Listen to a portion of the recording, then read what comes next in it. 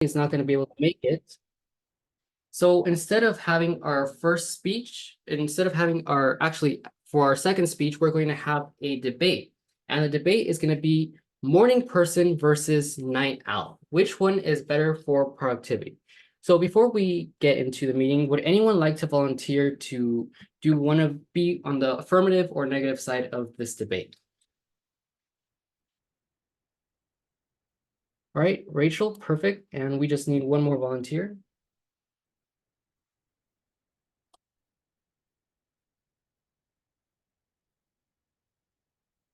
Okay, any volunteers?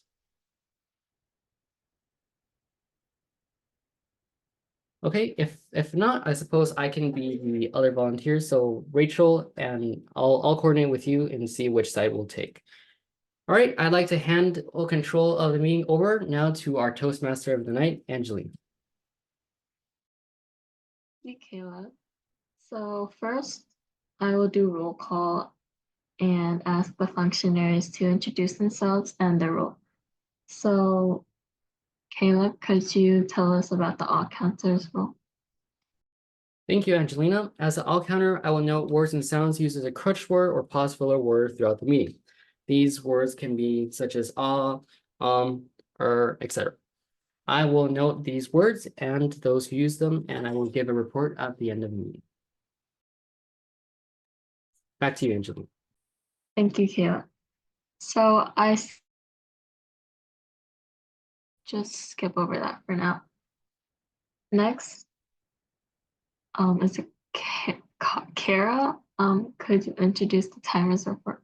Yes, it's Kara. Sorry, thank you. As the timer, I will be recording everybody's times and writing them down. I will also show green when you hit the minimum time, yellow at the middle of the allotted time, red at the end of your allotted time, and overtime when you are overtime. Thank you, and back to you, Angelina. Thank you for that description, Kara. I believe we'll move on to speech 1 now, which will be given by Janya. And her speech topic is about change. So Janya, take it away.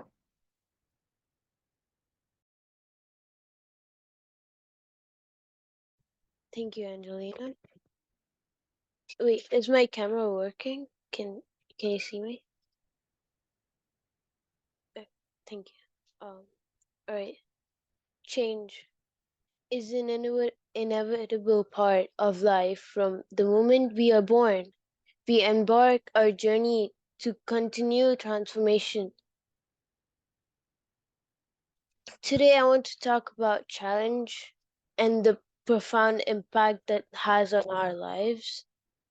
Today, I want to talk about the concept that affects all of us, change. Change is constant in our lives. Whenever we welcome it, I mean, whether you welcome it or not, change will come into your life. It shapes our experiences, challenges, and beliefs, and pushes you forward to grow more and take more challenges in. Change can come in many forms. It may be a new job or moving to a different city. It even could be meeting new people in different times. Change can be haunting, tireful, and stressful. And it's natural to feel free to share, but sometimes you have to get scared to actually make your way towards what's coming in the future. However, it's important to remember that change also brings new opportunities and possibilities into our lives. Considering the story of J.K. Rowling, who faced numerous rejections before the Harry Potter series became a global phenomenon, her journey to a testament to the power of perseverance and the positive outcomes that can raise and that can raise from embracing change. Change also encounters us to adapt and evolve. During COVID-19 pandemic, many businesses had to stop because there was no physical interaction and it was pretty tough to survive. Some people saw this as an opportunity and took their step further into growing from this change. Moreover, change helps us discover our strengths, our capabilities, and yeah, whatever you have within yourself. When we step out of our comfort zones, we learn more about ourselves, and want, I mean, we learn more about ourselves and with what we are truly capable of achieving. It's through these experiences that we build resilience and confidence. In conclusion, change is not something to be feared, but embraced. It is a powerful force that drives us forward, helps us to evolve and reach our full potential. So the next time we face change, remember that it is an opportunity to grow and a change to create a better future. Thank you. And back to you, Angelina. Thank you, Janya, for that wonderful speech about change and how it should be embraced. Next, I believe we will move on to the debate section of the meeting, which will be given by Caleb and Rachel. Thank you, Angelina. So the topic of tonight's debate is going to be morning person versus night owl. Which one is better for productivity? Rachel has let me know that she will be supporting the morning person, and that leaves me with the night owl. So affirmative usually goes first in the debate, so Rachel will be going first.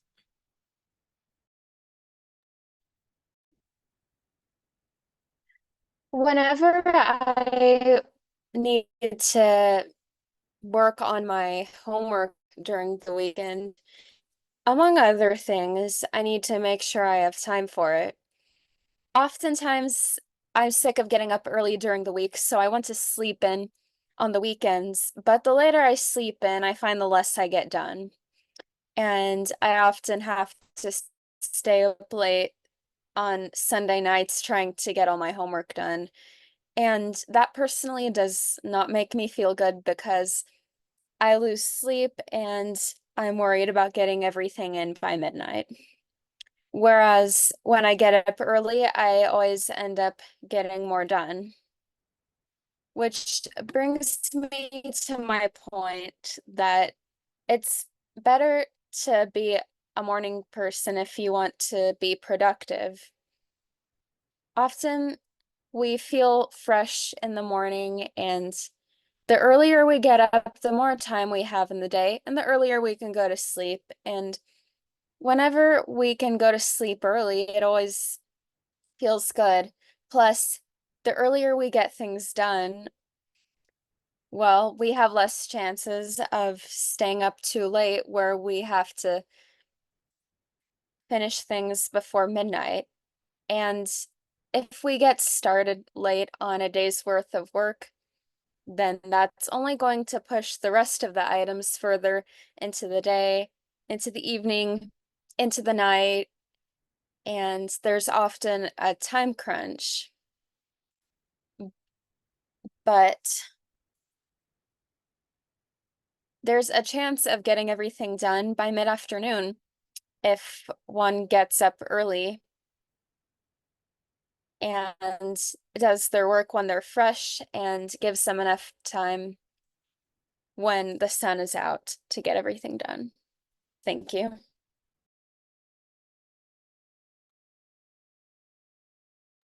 Thank you, Rachel. By the way, the time for these are going to be 2-minute constructives and 1-minute rebuttal. So this is going to be my constructive speech, and then Rachel will give her 1-minute rebuttal, and I will give my 1-minute rebuttal. Okay, I will begin. Rachel just gave us a brief description about the morning person. Now, being a morning person is often praised by society as the healthy choice. But today, I will propose a different solution. The night owl is the best when it comes to productivity. Now, how is this so, you may ask? The night owl has one huge advantage that the morning person does not have, and that is quiet time. You see, the large majority of people who work in the world work in the morning. But then at night, there is no one to interrupt their work, which means that the night owl will have a huge chance of succeeding and successfully completing their work duties in a timely fashion, even faster than those who would perhaps be more of a morning person. The night owl also benefits from a long night, because in this long night, the night owl has the opportunity to think freely. Many people have shown a preference for working at night because they feel like their mind is more free. For example, just a few weeks ago, Alvin shared with us how he wrote a very, very nice, I forget the literary expression, it was a portrait. However, he wrote it at midnight. And this goes to show that writing or doing any kind of work at midnight helps to expand your mental process, and at the same time will help you become more productive at night. Now, there is a third reason that is often overlooked for being a night owl, and that is the ability to do business with countries in Asia. In Asia, it is currently approximately 10 a.m. Beijing 时间, and the ability to be a night owl enables you to communicate very effectively with people in China or Thailand or Japan, any kind of Asian company, which is why everyone should become a night owl, and night owl is the best for productivity. Thank you, and back to you, facilitator. All right, thank you, Caleb, for your 2-minute constructive speech, and now we will have a 1-minute rebuttal led by Rachel. So you say that people can have complete quiet time at night, but if someone's willing to get up early enough, they can have complete quiet time in the morning too. I'm one to get up very early, like before the sun even comes out, whether it's to work on a video for my YouTube channel and occasionally to do homework. And it has pretty much the same effects as nighttime, only healthier because it's healthier to get up early than to stay up late. Additionally, if someone is working at night, it'll be more difficult for them to get up in the morning. And some people, like my mom, for example, who work long hours at night, well, they lose sleep, and my mom is able to handle it pretty well because she's been doing it for years, but it's generally not a healthy thing to do to not get very much sleep. And people who work, well, they need to be awake during the day, and often working all night will cause us to sleep during the day, and that is absolutely not healthy. So ultimately, we want to stay awake when we work, so being a morning person and getting up early to work is better.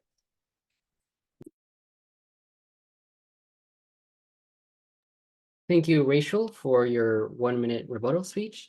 And now our speaker, Caleb, will give his 1-minute rebuttal speech. Rachel mentioned how being a morning person is just healthy and the better choice, and just gave us more personal data to support it and how it has revolutionized the way that she works.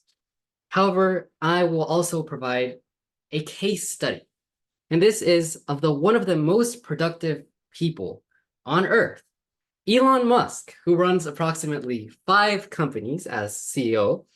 And he, according to a recent Google search that I did a few seconds ago, goes to sleep at approximately 3 a.m. in the morning.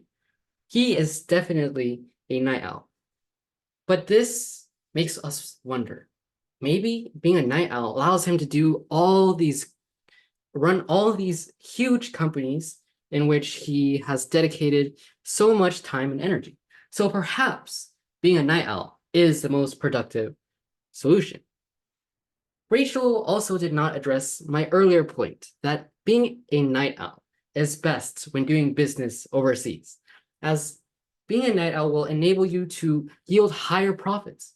When countries that are overseas see that you are more active, they will begin to send you more offers and more business opportunities because they enjoy that they can communicate with you freely and easily. Therefore, being a night owl is solely the best choice when it comes to being the most productive person you can be.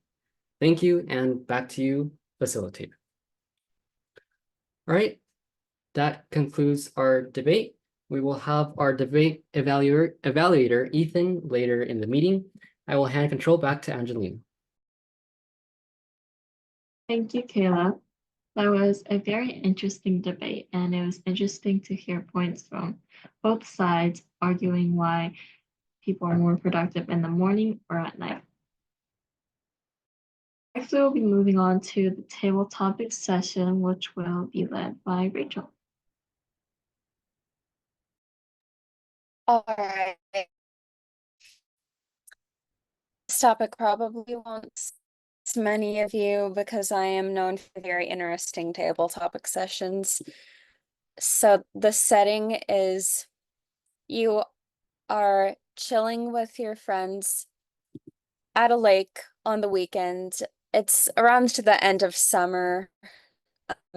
You're back in school. You're trying to forget about school. You're just trying to have as much fun as you can. Imagine you're just casually. Okay, maybe I shouldn't say the question first. Maybe I should call on somebody. Ethan, imagine you're just casually talking to some friends when this old lady comes up to you. She informs you and your friends that there's a monster in the lake. Do you think this old lady is really astute, or do you think she is crazy and just imagining things about monsters?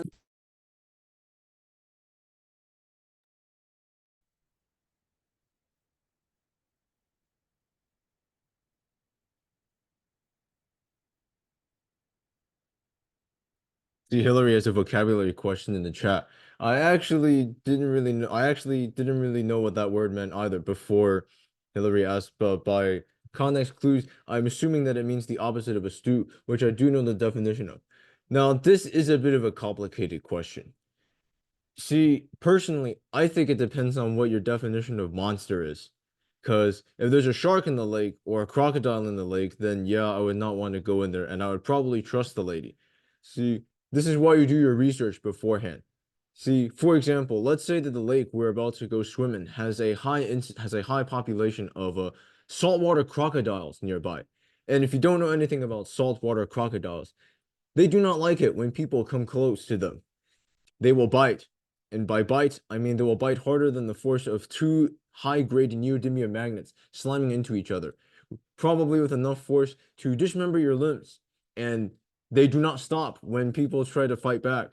So if that's the kind of monster the lady is talking about, I would trust her. But if this is a lady who is known to have a history of Alzheimer's disease or schizophrenia or other paranoid hallucinations, and the monsters she's talking about are closer to Loch Ness, well, then I would probably think that she is a quote-unquote stewed. Because you see, the Loch Ness monster does not exist. It is a cryptid animal. It is like Bigfoot. The only evidence of its existence is oral tradition, word of mouth stories, and other such unverifiable accounts that have no ground in science in scientific observation. Studies have repeatedly shown that that reported sightings of these cryptids can always be explained by something much more reasonable. So as my final answer is it depends on the context. If the monster is a saltwater crocodile, then yes, I would trust the lady. If the monster is Loch Ness monster, then no, I would not trust the lady and consider her to be a quote unquote stewed. If that's what you actually said, because Hillary has just said she misunderstood you. Oops. Well, I did say astute, but astute does sound like the opposite. And maybe that means it's time to do your own research because we really don't know what's going on in this lady's head. Okay. There's not that many people without a role. Angelina, this question is for you. Soon you hear other kids nearby talking about strange sightings in the lake. Some of these kids come up to you saying that there's something in the lake too, just like the old lady. Do you believe them, or do you think people who live around here are just full of tall tales? A bunch of stoods. Thank you, Rachel, for the question. Personally, I am a very gullible person, and I will most likely believe anything that anybody tells me. If a couple of random kids came up to me and told me that there was a monster in the lake, I would probably believe them. Although it probably wouldn't be the kind of monster that you would see out of a fictional book or in a movie, I would probably believe that they had seen something very weird and unusual in the lake. I would trust them and not go near the lake. But at the same time, I would also be skeptical because I'm the kind of person that has a little bit of trust issues. So I would definitely believe that they have seen something weird or unusual or strange in the lake, but I wouldn't necessarily try and find out for myself or completely believe them because after all, they are kids and kids do have very weird imaginations sometimes. Thank you, and back to you, Rachel. A very sensible response. They could be right. Maybe it's best to avoid going in there because, as Ethan said, it could be some sort of crocodile, and we want to avoid that. Okay, Caleb, imagine you and your friends are staying in a little log cabin near the lake. During the night, you hear weird, low moaning sounds. They creep you out and they wake you up. Are you starting to believe everyone else that there's really a monster, or do you think it's just something else like a dying moose or something? The plot thickens as the monster, or so-called monster, seems to be coming out of the lake and making strange noises to the travelers. But I think analytically, this can't be so. There is no monster in the lake because we already proven by Angelina and Ethan's reasoning that this is all just a far-fetched story, and it really can't be so. What it actually is, I realize, is that old lady, that old woman who came up and told Ethan in the first place that there was this monster. She has contracted a few people to make these weird sounds and to scare everyone. Because, you see, behind everything is money. And people want to make money somehow. Now, this old lady has been living at this lake for over 30 years. And she has gone broke because there is no business. Everyone has left the lake because there was just no attractions. However, what she has done is she has devised a strategy with this whole monster idea in order to attract people, just like she saw over at Loch Ness, how their monster, even though it is as of yet unproven, has driven many loads of people to come visit the site. Now she wants to do the same and to create a frenzy in which people will want to come to the lake to see it themselves. Then she will have her shop open where she sells little knickknacks for the travelers like water, little snacks, things of that caliber, and she will make lots of money. So my conclusion is that this is no monster, but just a ploy by the elderly woman to make some money. Thank you, and back to you, Table Topics Master Rachel.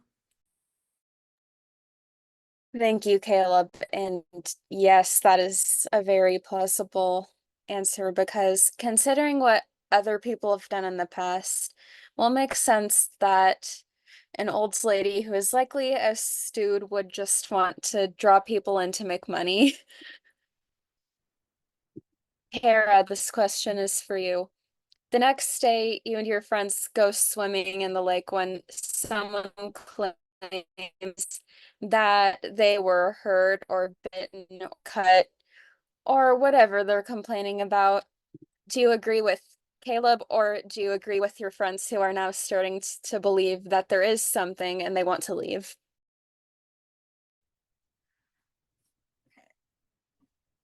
I like to try to be reasonable about things, but being reasonable about things also means that you have to trust reasonable people, which means I have to decide if my friends are people that I can trust with being able to judge whether or not there is a monster in the lake.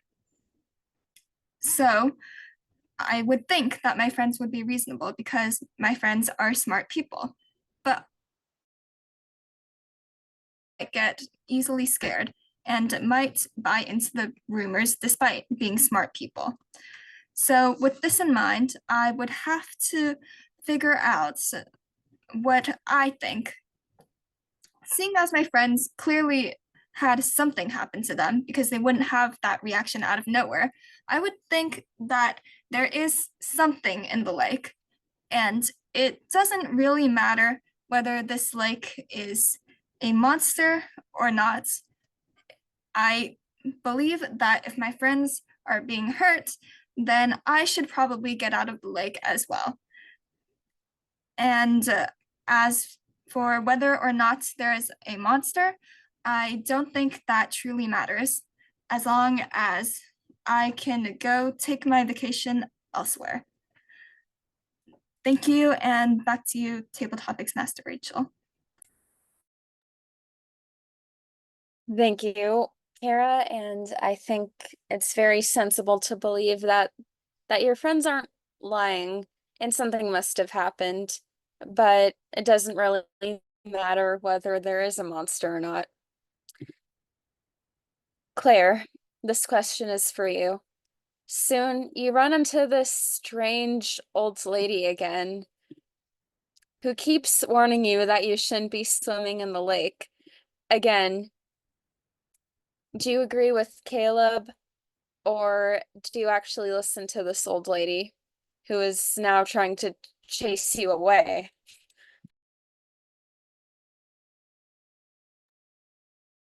Thank you, Rachel.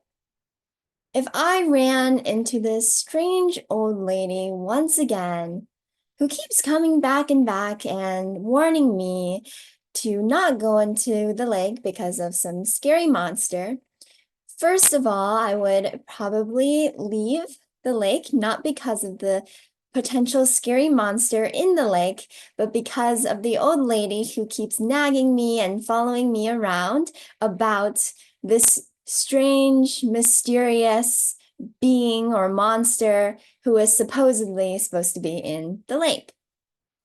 So I would definitely keep away from the old lady who is trying to, I don't know, chase me around the lake. And for sure, my motive wouldn't be at the moment to be getting away from the strange monster, but to get as far away as possible from that old lady. Thank you, and back to you, Rachel. You know, maybe it's better to be more scared of the old lady because if she's trying to chase you away, then there's clearly something wrong with her. And sometimes the real threat is one that is real and not one that sounds real and sounds scary. William, this question is for you. Imagine you're a random person who does not know anybody else who just went and is in the group, but you live near the lake and you have actually seen this thing that people are talking about. You want to warn everyone who doesn't exactly believe that it exists. How do you approach them and tell them that there actually is?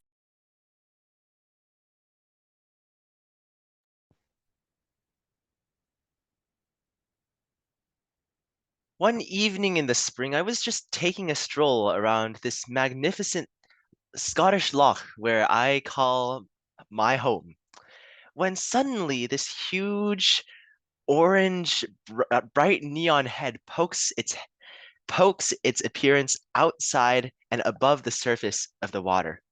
The townsfolk, my fellow townspeople, scream. They get into their cars. They dash for the nearest exits. They drive away, never to be seen again. Now, I wasn't so fortunate. Guess what? I'm a poor Scottish man. I have no money. I have no car, only a little hut right next to my neighbor, who happens to be an interesting elderly lady. Now, this interesting elderly lady claims that she has also seen this monster, which I think is quite reasonable because she's been here a long time and she also saw it along with me. What doesn't make sense to me is why she hasn't left already either. Recently, there's been a large influx of people coming into our little town, and they claim that there's a monster in the lake, which I know is actually true. There's some conspiracy theories too that this whole thing about the monster is a hoax. No, it is not. Do not get into that lake. That orange monster looks like it was made out of radioactive waste. Do not go swimming in the lake. I repeat, if you would like to suffer the same fate as you would in a pond infested with Nile crocodiles, then go ahead, swim. We're not paying your medical bills or your life insurance. But if you truly want to get out of here alive, I'd say just ignore the waves, ignore the serene waters, and watch as that orange shape menacingly and astutely makes its way through the waters. Thank you, and back to you, Table Topics Master Rachel. You killed it, as always. That whole description of this monster who apparently is made of radioactive waste, which was information unbeknownst to us previously. Well, I guess we now know a lot more about the situation. Johnny, this last question is for you. You are the one who finds out what really is in there. Is it a monster, like William says, or is it something else, like Ethan, Caleb, and all the rest say? Is it something better than a monster, or is it something even worse than a monster? Okay, so first of all, is anything better than a monster? I don't know. Maybe the crocodile that Ethan mentioned is worse than a monster. Um, but if I'm the one who figured out the if monster is really there, then that would be really bad. Because as of me, I am a person who's really scared. So I honestly would not be anywhere near the lake as the rumor follows. But if I honestly am the person who figures out, then um I would run away out of the town as far as they can, maybe to the other side of the world, and and make myself safe. Yeah, thank you, and back to you, Rachel. Thank you, Janya. I'm glad I made 7 questions because it seems like everyone had a chance to speak. And thank you for answering all my very interesting questions. And whether this thing exists or not, maybe we just should all avoid going in the lake because it could be anything. We just shouldn't go in. Thank you, and back to you, Toastmaster Angelina. Thank you, Rachel, for that very interesting table topic session. Next, we will be taking a look at the functionary reports. I will now hand over control to the general evaluator, which is Claire. Thank you, Toastmaster Angelina.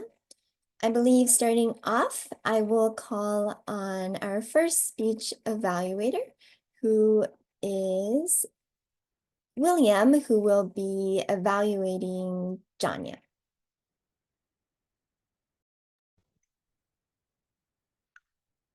Change is an inevitable part of life. What an astute saying. And yet it's so applicable to so many of us in the audience. Janya, you gave a thought-provoking speech tonight, and I want to split my evaluation up into first some things that you excelled at during your speech, then some things that you might want to challenge yourself with in improving, and I'll cap it off with a review of your strengths and areas of improvement. First of all, I would like to commend you on the fact that your purpose was loud and clear. At the very beginning of your speech, you emphasized that change is an inevitable part of everyone's life, and we should learn to embrace it, to view it as an opportunity instead of shy away from it and turn your head. That is such an important message because there are many different things that happens in the 4 seasons of each one of our lives. No one really knows where life will take you down. But what you can do is walk that path with confidence. And you portray that principle extremely well.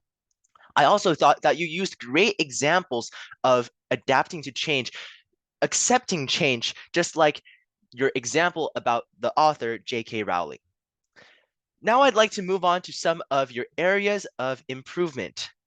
I thought that overall you had pretty good structure, but I did notice that at a few times in the beginning of your speech, when you were giving that purpose statement that change is an inevitable part of your life, it felt to me like you kind of repeated yourself at least 2 times. So you kind of talked about how change is inevitable, then you said that change is unavoidable, then that change is really something that we should get to accept, right?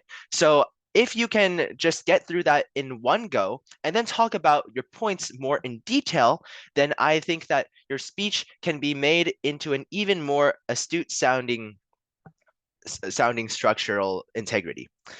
Moving on to your second area of improvement, I thought that you had a very great point when it came to being open to new opportunities and to discover ourselves. So you looked out and you looked in. But I'm wondering, what if you put in some of your own experiences? So if you talked about some of the changes that you've experienced, I think that makes your speech a whole lot stronger because as teenagers, all of us, we can relate to some of the changes that you've had to deal with, whether that is moving to Canada or starting school in a new school year and in a new environment. Those are valuable experiences. And in conclusion, Janya, you gave a wonderfully crafted speech today. If you can focus on just organizing the structure more along the lines of concision, so not trying to repeat yourself, as well as give some transition words like first, second, third, just to better organize your points, and finally, to put in some of your own personal experiences, your speech would be much, much more astute. And I look forward to seeing you and hearing you implement these changes in following weeks. Thank you.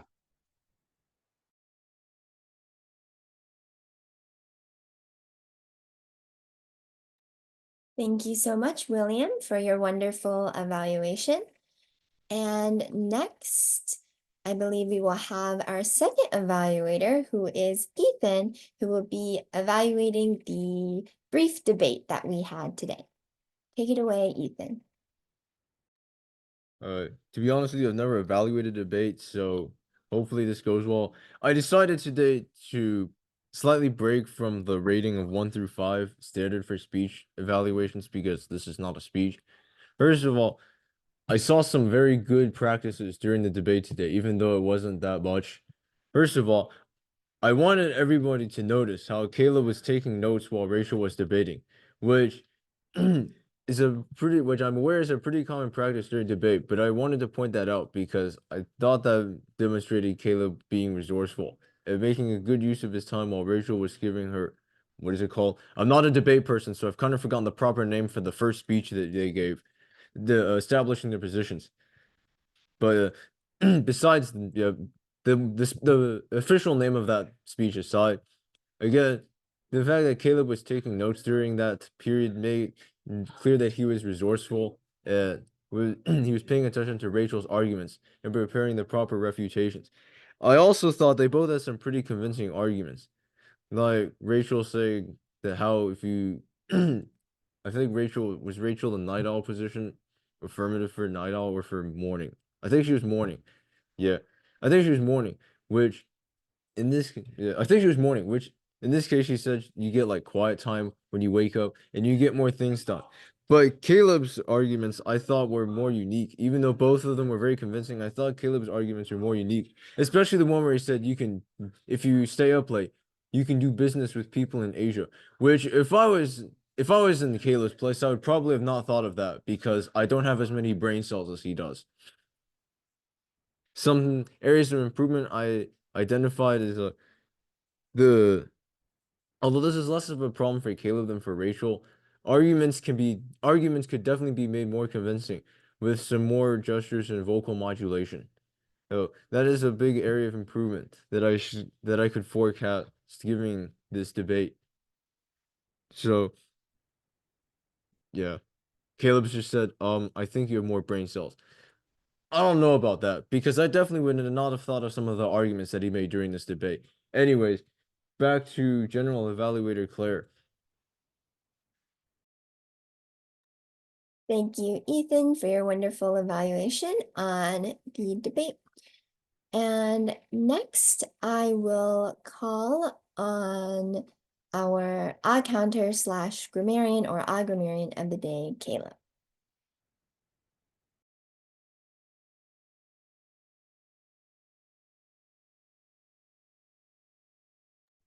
Okay, so for the Augmenarian today, I did not catch that many except positives. Janya, you just had a few us in your speech. Then when we went to the table topics, well, I wasn't really able to capture that much for our debates. However, in table topics, I did not notice that many crutch words at all, and unfortunately, I wasn't able to pay that much attention to all counting today. But there really wasn't that much to report. I think there was probably a little bit more on the grammarian side for today. So thank you, and back to you, Claire. Thank you, Caleb. And then next, we will have Kara, who is our timer of the day. Take it away, Kara. Okay, so I apologize because for some of these, I really struggled to do the background and then also time it correctly. So I'm sorry if I didn't have the background up during the right times when you were speaking.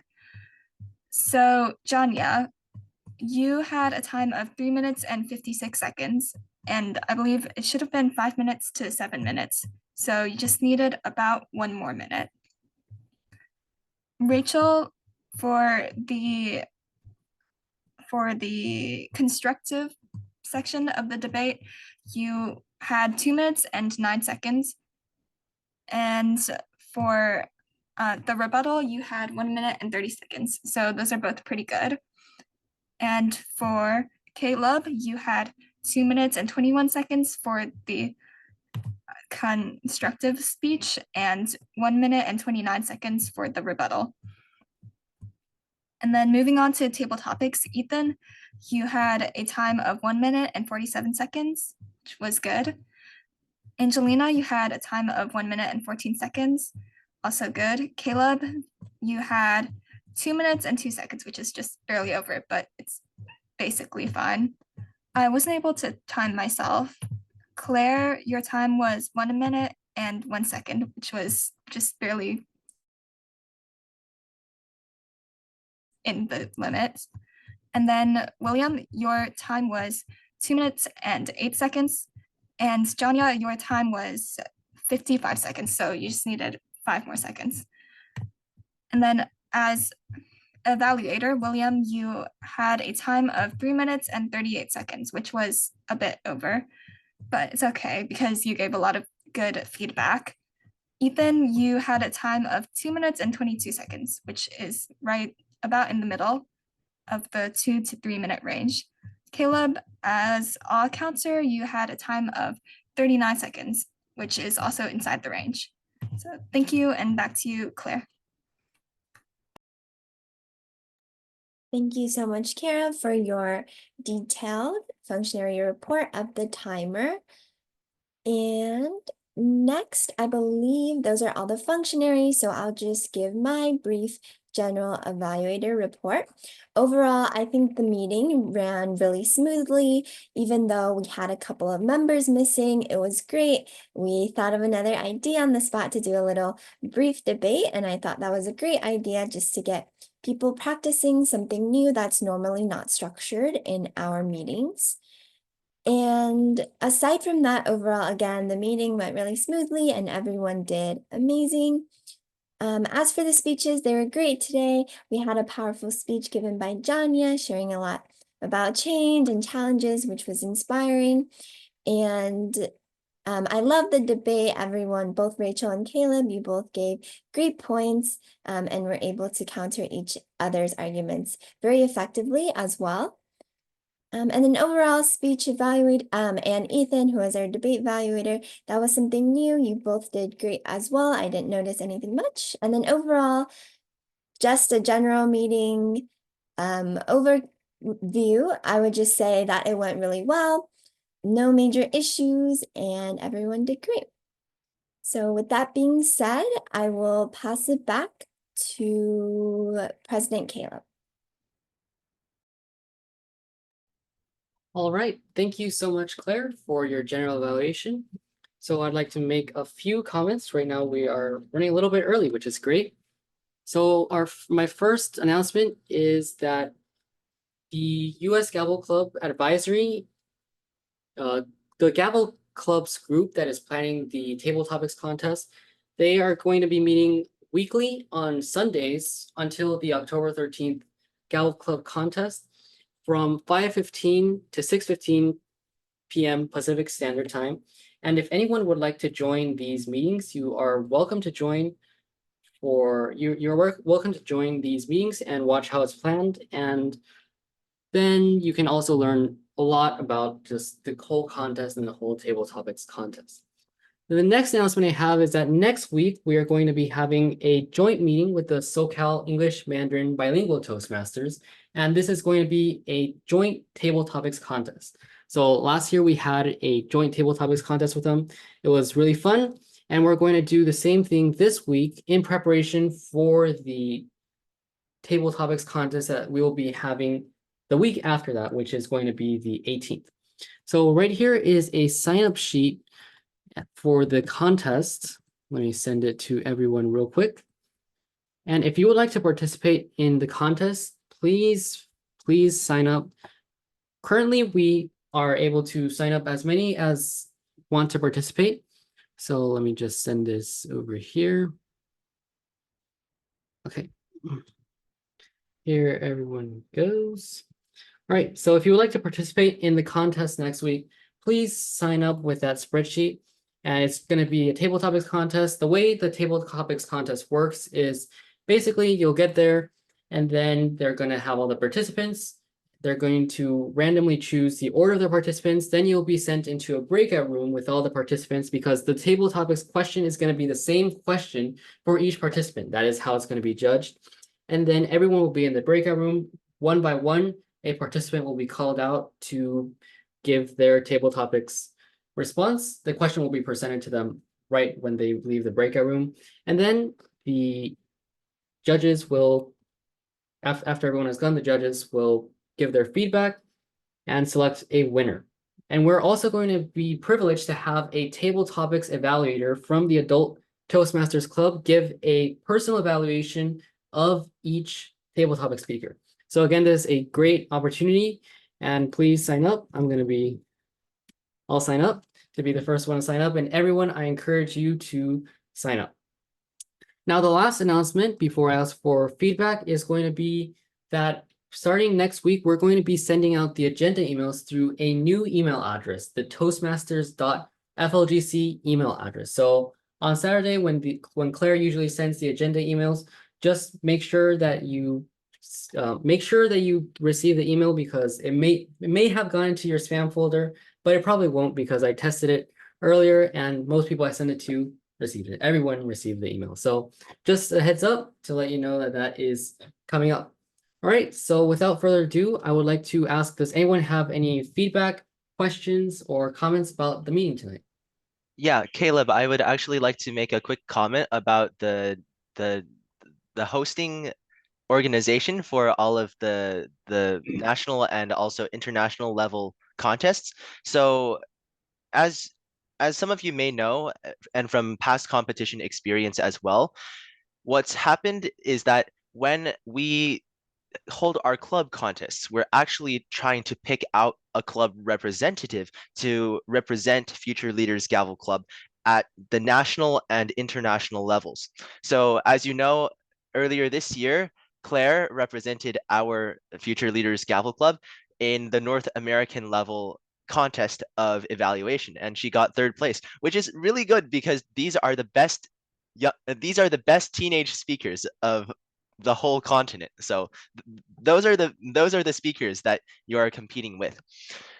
Recently, the hosting organization called the Global Youth Gavel Clubs conference. They actually made the decision to split up North America into a division for Canada and a division for the US. So basically, we'll compete in the US pool first and then go to North American. And I think for just the prepared speech contest, you get a chance at international. So that's with everyone else in the world who's a youth Gavalier. But that being said, I think that it's incredibly valuable if you want to see how these competitions are run on not only the club level, but also the local, the international, and of course the national levels. It's very helpful, and these people who will be in the meetings with you, they are the advisors from clubs all over North America. So hearing their unique viewpoints is also incredibly valuable. As someone who's attended a few of those meetings myself, I would highly encourage anyone to go and attend. Especially if you're interested in not only competing in their competitions, but also if you're interested in helping them organize or host competitions, because they have lots of Gavaliers take on roles such as the Sergeant at Arms for the competition. They have fellow Gavaliers time the competition and the different speeches. They have Gavaliers basically host the whole competition. There's 2 contest chairs. So if you're interested in that, we would all highly recommend it. Back to you, Caleb. Thank you so much, William, for explaining to us how the whole Global Gavel Clubs coalition will work and how it benefits the table topics. And William mentioned that Claire won third place for the evaluation contest, but perhaps he was a little too humble to mention that he actually won first place in last year's table topics competition. So he is the national champion of table topics in North America, including Canada. So congratulations, William. You're technically the best impromptu speaker in America. Yes, I know, but according to according to the Gavel Clubs, you are. So currently, no one has signed up for the Gavel Club joint meeting. So I would just like to do a show of hands. Who would like to sign up for next week? So if you could raise your virtual hand. Okay, so I'm raising mine. Rachel, great. Also Claire, great. Ethan, William, Janya. All right, anyone, did I miss anyone? Okay, Kara, Angelina, and would you like to participate? Sorry, I can't make it to the next meeting. Okay, no worries. Thanks so much for letting us know. Then I'll also ask Michelle and Alex if they would like to participate. But I think this is a great core group right now. And if anyone changes your mind, definitely please email us and we will add you to that list. Okay, so now I would like to ask for any more feedback. Does anyone have anything else they would like to share before we end the meeting? Ethan, is your hand still up for a comment? Oh, whoops. Nope. All right, no worries there.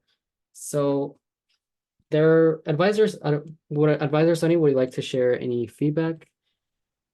Thank you, President Caleb. My apologies. I'm outside, so not convenient to turn on the camera this time.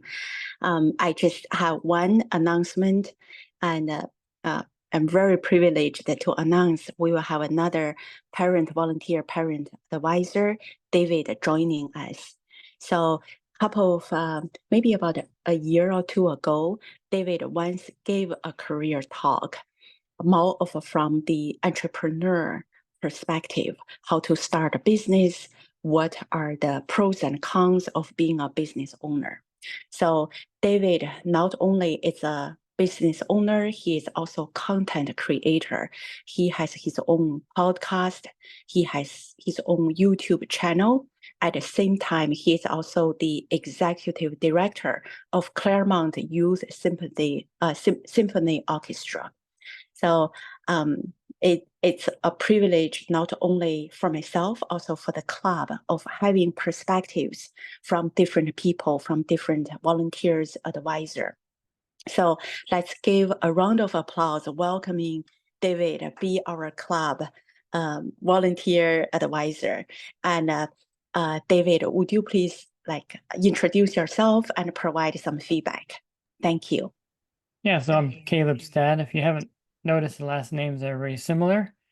And basically, I'll just be here to observe and make sure that the meeting doesn't devolve into like Lord of the Flies kind of thing.